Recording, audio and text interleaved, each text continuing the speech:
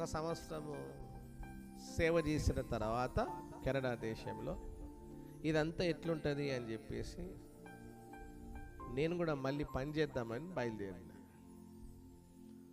దేవుడు పిలువనప్పుడేమో చాలా ఆఫర్స్ వచ్చినాయి. దేవుడు పిలిచిన తర్వాత ఎక్కడ అప్లై చేసినా మళ్ళీ ఉద్యోగం వస్తలేదు.